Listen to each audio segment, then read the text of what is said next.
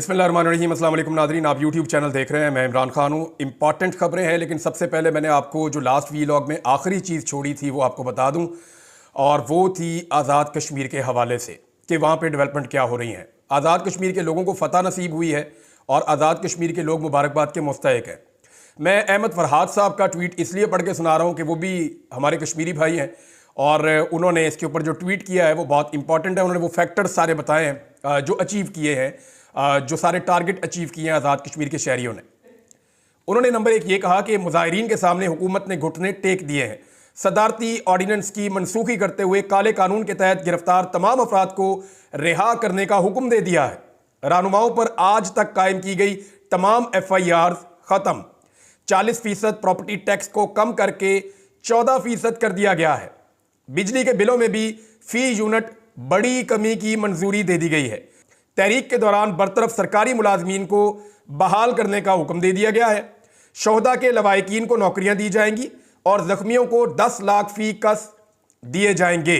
इसके अलावा भी जो कुछ भी चार्टर ऑफ डिमांड के अंदर शामिल था उन मुतालबात की मंजूरी के लिए मुज़ाकरात होंगे और 6 माह के अंदर अंदर उन पर अमल दरामद किया जाएगा। ये जनाब नीचे इसका मुसवदा भी मौजूद है।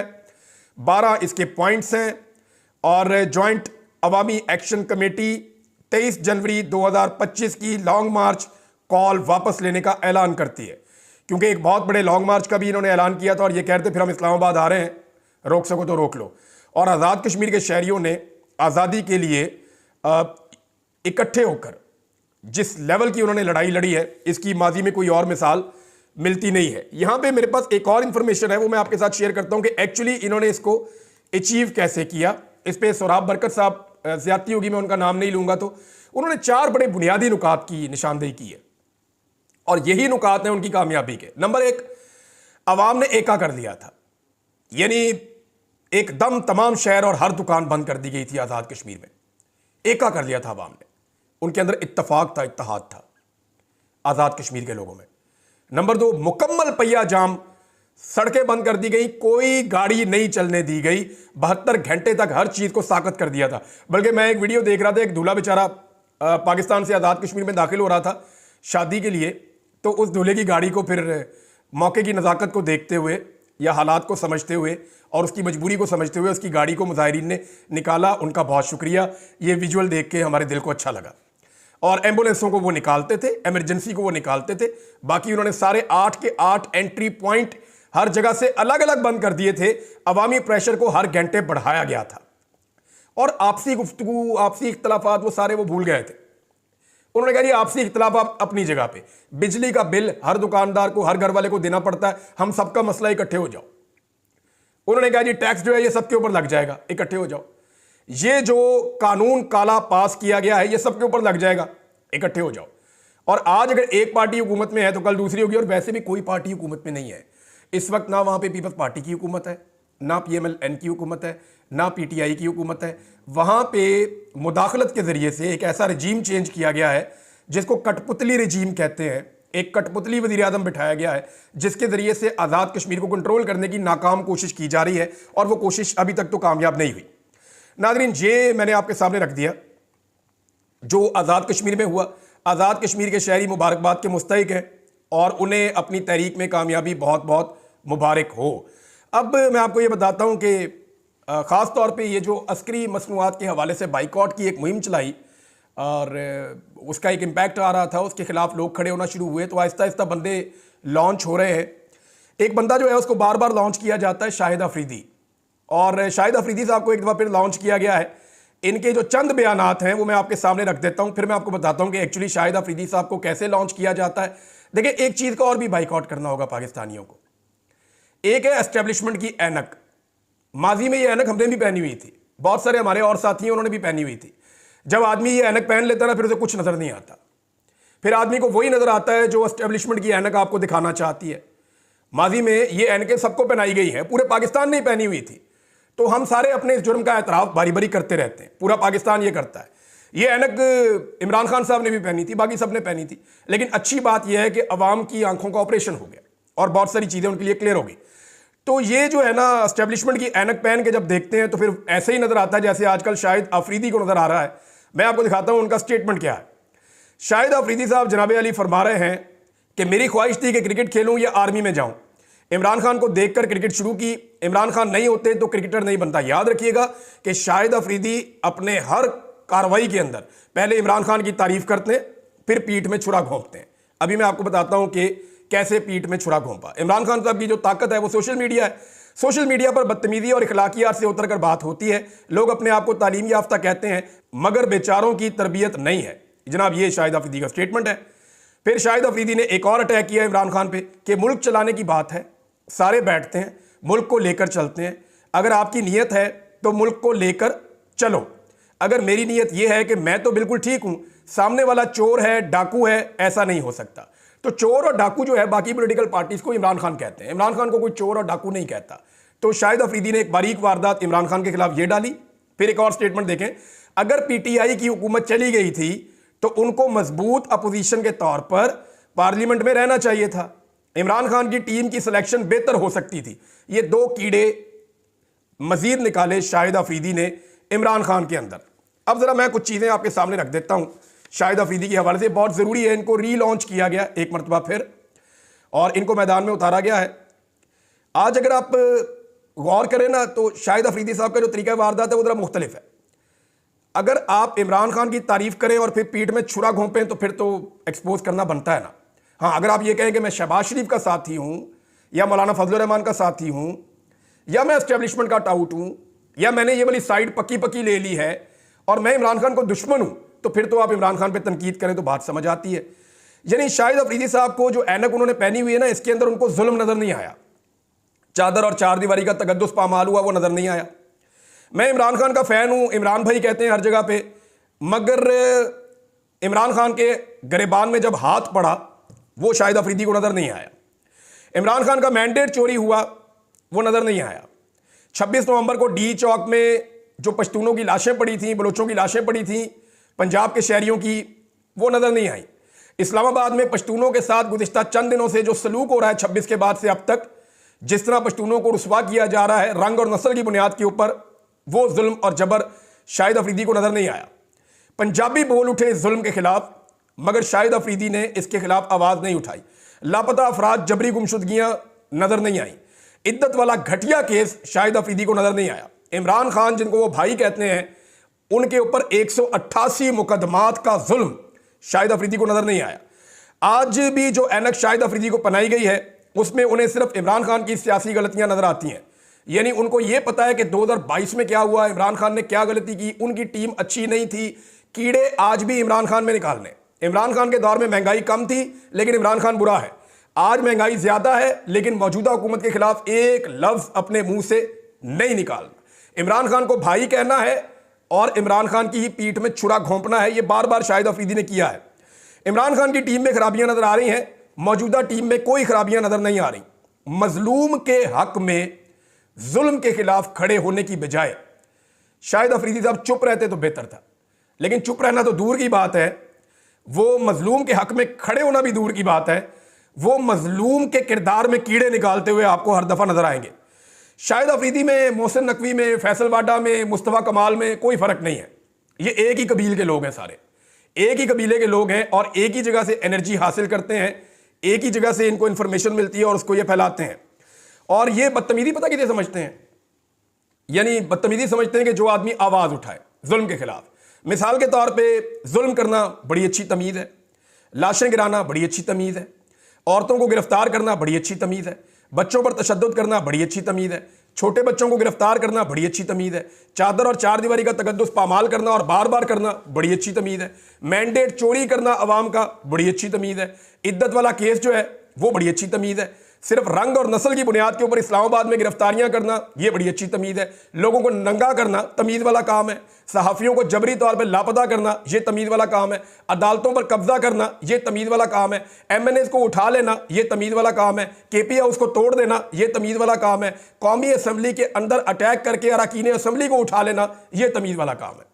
अगर ये सारी तमीज है ना और इसके खिलाफ बोलना बदतमीजी है तो फिर पाकिस्तानियों को फख्र होना चाहिए कि हम पाकिस्तानी भाई बदतमीजी अच्छे हैं।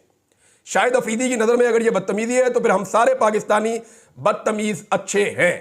शाहिद अफरीदी साहब जो है ना ये लॉन्च होते हैं बार बार और ये अपनी मकबूलियत को नुकसान पहुंचाते हैं। और इसकी कीमत क्या वसूलते हैं वो किसी दिन मैं आपको बताऊंगा। लेकिन ये बड़ी ही एक घटिया तरीका है कि एक आदमी को कहना कि वो मेरे बड़े हैं, एक आदमी को कहना कि वो मेरे आइडियल हैं, एक आदमी को कहना कि वो मेरे भाई हैं, उन्हें भाई कहकर बुलाना, और उसके बाद उसके अलावा किसी और पे तनकीद ना करना। और जब जब उसके ऊपर जुल्म हो, बजाय कि उसके ऊपर होने वाले जुल्म के खिलाफ बोलने के, हमेशा उस मजलूम के ऊपर ही अटैक करना, उसके अंदर से ही कीड़े निकालना, ये कोई खैर ख्वाह नहीं कर सकता, ये बदतरीन दुश्मन भी नहीं कर सकता, ये आस्तीन का सांप कर सकता है। बहरहाल इमरान खान साहब ने इन्हें बहुत पहले पहचान लिया था। इमरान खान साहब की पहचान को सलाम है, बड़ा उनका तजर्बा है। नाज़रीन, बैरिस्टर गौर साहब ने एक स्टेटमेंट दिया है, और ये जो स्टेटमेंट है इससे मुझे इख्तलाफ इसलिए कि ज़ाती तौर पे मेरे पास इस हवाले से मालूमात मौजूद हैं। बैरिस्टर गौर ने झुटलाया है अलीमा खान साहब के एक बयान को। उन्होंने कहा कि अलीमा खान साहब ने दावा किया था ना कि 20 एक दिन में इमरान खान को छोड़ देना था, तो मैं आपको गारंटी करता हूं कि 24 नवंबर से पहले इमरान खान साहब को यह ऑफर दे दी गई थी, और इसको पाकिस्तान तहरीक इंसाफ के अंदर जो इंपॉर्टेंट लोग हैं वो जानते भी हैं, और ये बात पाकिस्तान से बाहर और पाकिस्तान के अंदर बड़े ख़ास लोग जानते हैं। और ये ऑफ़र डायरेक्टली बहुत ऊपर से आ रही थी, और ऑफ़र ये थी कि 15 दिसंबर से पहले इमरान खान साहब को रिहा कर दिया जाएगा, जैसी गारंटी चाहिए आप ले लें। लेकिन इमरान खान साहब को खैबर पख्तूनख्वा भिजवाया जाएगा, वो जहां जाएंगे वहीं पे रहेंगे, लेकिन वो अपना फ़ोन भी इस्तेमाल कर लेंगे, वो मुलाकातें भी खुलकर करेंगे, वो मुज़ाकरात का हिस्सा भी बन जाएंगे। मैंडेट जो है वो यही रहेगा। फिलहाल मिड टर्म इलेक्शन की बात हो सकती है, वो बाद में देखेंगे। फिलहाल कुछ रिस्ट्रिक्शन हैं, लेकिन इमरान खान साहब इलेक्शन लड़के कौमी असम्बली में आके अपोजिशन का रोल प्ले कर सकते हैं, ये भी कहा गया था। अब इसमें जो है वो अलीमा खान साहबा का स्टेटमेंट ठीक है, उनकी इंफॉर्मेशन ठीक है। बैरिस्टर गौर मेरे ख्याल में किसी मसलियत के तहत, या वो नहीं चाहते कि इस वक्त पता चले कि कोई मुज़ाकरात हो रहे हैं, या कोई मुज़ाकरात हो रहे थे, या कोई ऑफर्स आई थी। ये सारी चीज़ें बहुत सारे लोग बोल चुके हैं, अपने मुंह से बार बार कह चुके हैं कि हमें संजानी में बैठने का कहा गया, हमें ये कहा गया कि आप कॉल कैंसिल कर लें, बार बार मिन्नत की गई, बार बार रोका गया। तो ये सारी चीज़ें रिपोर्ट हो चुकी हैं। तो बैरिस्टर गौर ये जो है ना बात ठीक नहीं कर रहे। मेरे ख्याल में किसी मसलिहत के तहत वो इस मामले को मजीद छुपाना चाहते हैं। मैंने नाज़रीन आपको एक और बात बताई थी कि कुछ डॉक्यूमेंट्रीज हैं जिनके ऊपर काम हो रहा है। एक डॉक्यूमेंट्री आई है, आप सबको वो देखनी चाहिए। अल जज़ीरा ने एक तफसीली डॉक्यूमेंट्री जारी की है कि पाकिस्तान में हुआ क्या, 8 फरवरी के इलेक्शन में क्या हुआ, उस 8 फरवरी के इलेक्शन के बाद सिनेरियो क्या बना, और वो जो सिनेरियो 8 फरवरी के इलेक्शन के बाद बना उसमें पाकिस्तानी मीडिया की क्या हालत हो गई, कि पाकिस्तानी मीडिया की क्रेडिबिलिटी बिल्कुल ख़त्म हो गई। ये भी उनकी डॉक्यूमेंट्री का हिस्सा है। फिर उन्होंने बताया कि पाकिस्तानी मीडिया की जगह सोशल मीडिया ने ले ली, और उन्होंने सर्वाइव किया, और उन्होंने अपनी क्रेडिबिलिटी पैदा की, और सोशल मीडिया के ऊपर अब मुकम्मल क्रैकडाउन और तैयारियां की जा रही हैं उनको पकड़ने की। फिर उन्होंने बताया कि एक्चुअली 24 नवंबर से लेकर 27 और 28 नवंबर की दरमियानी शब तक इस्लामाबाद में क्या हुआ और लॉन्ग मार्च वालों के साथ क्या हुआ, वो उन्होंने पूरा रिपोर्ट किया। एक तफसीली डॉक्यूमेंट्री अल जज़ीरा ने बनाई है, बड़ी इंपैक्टफुल डॉक्यूमेंट्री है। इस डॉक्यूमेंट्री को आप जरूर देखें। देखें, आलमी मीडिया इसके ऊपर काम कर रहा है, लोकल मीडिया के ऊपर बहुत दबाव है। किसी तरह 26 नवंबर को डाउन करो, खत्म करो। डी चौक में कोई सानिया नहीं हुआ, लाशों की बात करना बंद कर दो। और इसमें मैं आपको यह बताता हूं कि पाकिस्तान तहरीक इंसाफ की लीडरशिप इन्वॉल्व है। मैं साबित कर दूंगा आपको, मैं अभी आपको साबित कर दूंगा। फिर जिसने जो कहना है वो कर ले, जिसने मेरे पे केस करना है वो केस कर दे जाके। मैं आपको साबित कर दूंगा कि देखें, मैं कम से कम जो लोग वहां शहीद हुए ना वो गरीब लोग हैं। जो लोग वहां शहीद हुए ना वो पाकिस्तान के लिए निकले हुए थे। उनको यह कहा गया था कि तुम्हें एक बेहतर पाकिस्तान दिया जाएगा। वो खलूस नीयत के साथ आए थे, जिन्हें गोलियां लगी वो खलूस नीयत के साथ आए थे, जो शहीद हुए वो खलूस नीयत के साथ आए थे। उन लोगों के साथ जो हुआ, इस मामले के ऊपर कोई बोले या ना बोले, मैं बोलता ही रहूंगा। मैं इसके ऊपर किसी भी किस्म के कंप्रोमाइज को, चाहे वो कोई भी करे, मैं इसको एक्सपोज करूंगा। आज मैं आपको गारंटीड कह रहा हूं कि मैं इसके ऊपर चुप नहीं करूंगा। एक ही तरीका है चुप करवाने का, वो सारे जानते हैं। मैं अपना काम करता रहूंगा इस मामले पे। ये लहू बह गया, पाकिस्तानियों का खून है भाई, पाकिस्तानियों का खून बह गया है। मैंने साना मॉडल टाउन के ऊपर बिल्कुल कंप्रोमाइज नहीं किया था। मैं आखिरी वक्त तक उसके ऊपर आवाज उठाता रहा था, और अब भी मैं आवाज उठाऊंगा। मैं इस पे पीछे नहीं हटूंगा। अब मैं आपको ये बताता हूं कि इसको दबाने के लिए एक नई कार्रवाई की जा रही है। ये जो मदारस का मामला है ना, इसकी रजिस्ट्रेशन का मामला, ये 2019 में पाकिस्तान तहरीक इंसाफ ने मुआहिदा कर लिया था। ताहिर अशरफी उस वक्त इमरान खान साहब के साथ होते थे। वो मुआहिदे की तफसीलात भी मौजूद है। उसके मुताबिक जनाब मदारस का जो है पूरा एक फंड होगा, मदारस को रजिस्टर किया जाएगा, हुकूमत की निगरानी होगी, बहुत सारी फैसिलिटीज दी जाएंगी। ये सारा इमरान खान साहब ने तय कर लिया था ताकि मदारस के ऊपर जो एलिगेशन लगते हैं या मदारस के अंदर जो एक्टिविटीज है वो हुकूमत के साथ जुड़े। अब हुआ यह है कि मौजूदा हुकूमत ने इसको नॉन इशू को इशू बनाया, और क्यों बनाया मैं आपको बताता हूं। मौजूदा हुकूमत का मंसूबा यह है कि एक और लॉन्ग मार्च इस्लामाबाद आना चाहिए ताकि जो पिछला लॉन्ग मार्च है उसके ऊपर गर्द बैठ जाए। पिछले लॉन्ग मार्च को लोग डिस्कस करना छोड़ दें, अगले लॉन्ग मार्च को डिस्कस करें। जानबूझकर एक लॉन्ग मार्च को इस्लामाबाद में दावत दी जा रही है और उलमा इकराम को, फजलुर रहमान साहब को, दीगर मदारिस के लोगों को कहा जा रहा है कि इस्लामाबाद पहुंचे। हल्की फुल्की मौसीकी वहां पे होगी, लाठी चार्ज, डंडे, आंसू गैस थोड़ा बहुत चलेगा। एक ड्रामा क्रिएट किया जाए ताकि जो 26 नवंबर की रात वहां पे हुआ, जो कत्लेआम हुआ, उसके ऊपर पर्दा डाला जा सके। उसको दबाने के लिए एक नया खेल खेला जा रहा है और इसमें कुछ लोग सहूलतकारी भी कर रहे हैं। फजलुर रहमान साहब ने हमेशा स्टेटस को की मदद की है, मैं उनकी नीयत पे शक नहीं कर रहा, वो ये चाहते होंगे कि मदारस के मामले में मामलात बेहतर हों, लेकिन उनके स्टेटमेंट पहले भी बड़े सख्त थे। लेकिन end of the day Fazlur Rahman साहब ने क्या किया? फजलुर रहमान साहब ने पूरे सिस्टम की सहूलतकारी कर दी, और सहूलतकारी इस तरह हुई कि उस आईनी तरमीम के बाद जो बाकी बचने वाली चीजें थी उन्होंने कानून के जरिए कर ली, और उस कानून को इसलिए रिवर्स नहीं किया जा सकता कि आईनी तरमीम के नतीजे में फजलुर रहमान साहब ने इस हुकूमत को वो आईनी बेंच दे दिया जिसके अंदर कोई चीज अब चैलेंज नहीं हो सकती। अगर होगी तो हुकूमत के हक में फैसला आएगा, क्योंकि वो बेंच बनाया ही हुकूमत ने खुद अपनी मर्जी का है। लिहाजा ये चीज होगी क्लियर। फजलुर रहमान साहब ने मुकम्मल सहूलतकारी मौजूदा निजाम को दी थी अपोजिशन में बैठ के। अब दोबारा से वो इस मामले के ऊपर मेरे ख्याल में मट्टी डालने के लिए या पर्दा डालने के लिए वो अपने लोगों को लाएंगे और तवज्जो हटाने की और तवज्जो बटाने की कोशिश करेंगे ताकि डी चौक से तवज्जो हटाई जा सके। नहीं हटेगी, इस पे पाकिस्तानी बात करते रहेंगे। और सवाल एक ही है कि गोली क्यों चलाई? एक ही सवाल है ना, गोली क्यों चलाई? गोली नहीं चलानी चाहिए थी। नाज़रीन, एक और चीज़ है, और वो ये है कि अब तक ये रोज़ाना हमें इसके ऊपर बात करनी है, हर वीलॉग में बात करनी है। ना ही पाकिस्तान तहरीक इंसाफ ने FIR दर्ज करवाई। आज जनाब जब मैं आपसे बात कर रहा हूं तो 8 तारीख की रात हो चुकी है, लगभग 2 हफ्ते होने वाले हैं, और ना पाकिस्तान तहरीक इंसाफ ने अब तक अपनी FIR दर्ज करवाने के लिए कोई दरख्वास्त दी, ना ही लापता अफराद के हवाले से हेबियस की पटिशन्स दायर की। आज तक पाकिस्तान में जो बंदा भी लापता हुआ है ना, सबसे पहले उसके घर वाले जाकर एक पटिशन डालते हैं हाई कोर्ट के अंदर। जिस इलाके से वो अगवा होता है वहां के हाई कोर्ट के अंदर एक पटिशन जाती है कि हमारा ये बंदा इस जगह पे आया था, ये कर रहा था, लापता हो गया, उठा के जबरी तौर पे गुमशुदा कर दिया गया, हमारा बंदा हमें रिकवर करके दिया जाए। PTI के मुताबिक उनके 150 के करीब बंदे लापता हैं। एक बंदे की भी अभी तक हेबियस की पटिशन इस्लामाबाद हाई कोर्ट में नहीं गई। इंतजार पंजूथा की गई थी ना, अब्बासी साहब की भी गई थी, मेरी भी गई थी, मैं एक जर्नलिस्ट हूं, मेरी भी गई थी, अहमद फराद साहब की भी गई थी, जितने भी लोग, डार साहब की भी गई थी, जितने लोग लापता किए गए हैं उन तमाम की पटिशन जाती है फौरी तौर पे। समी इब्राहिम साहब की भी गई थी, और ये मकबूल जान साहब की भी गई थी, इसी तरह हमारे जो हैं वो आफ्ताब इकबाल साहब, उनकी भी गई थी।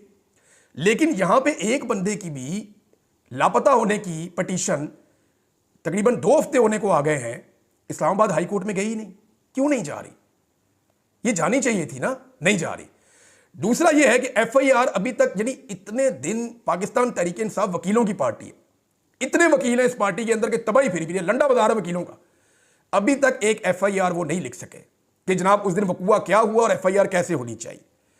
नंबर 3 जो है वो CCTV फुटेज को महफूज बनाने के हवाले से 2 हफ्ते गुजरने के बावजूद पाकिस्तान तहरीक इंसाफ ने कोई कदम नहीं उठाया, अभी तक नहीं उठाया। और मैं आपको यह खबर दे देता हूं कि अब CCTV फुटेज नहीं मिलनी, ये तहरीक इंसाफ उल्टी लटक जाए, ये अब जो मर्जी कर ले, इमरान खान साहब जब बाहर आएंगे अब CCTV फुटेज नहीं मिलनी, जो होना था उन्होंने वो कर लिया। अब जहां पे वो सेफ है या जहां पहुंच गई है वो वहीं पे है, अब CCTV फुटेज नहीं मिलनी। Number 3, supreme court of Pakistan में किसी ने कोई पटिशन नहीं डाली, अभी तक कोई वहां नहीं गया। और अब मैं जो आपको खबर देने लगा हूं, यह खबर सुनने के बाद मुझे बहुत मायूसी हुई, लेकिन मायूस होने से बेहतर है कि अपने हिस्से की आवाज उठाएं, अपने हिस्से की आप क्षमा जनाएं। हुआ यह है कि तहरीक इंसाफ के अंदर जब पॉलिटिकल कमेटी की बार बार मीटिंग होती है तो उसमें बहुत सारे अरकान बार बार ये कहते हैं कि FIR क्यों नहीं हो रही, हम अपने लापता अफराद के लिए क्यों आवाज़ नहीं उठा रहे, CCTV फुटेज के लिए क्यों नहीं कोशिश कर रहे। तो जो सीनियर क़यादत है ना पाकिस्तान तहरीक इंसाफ की, वो वहाँ पे कहती है कि ये टेक्निकल इशू है, इस पर काम हो रहा है।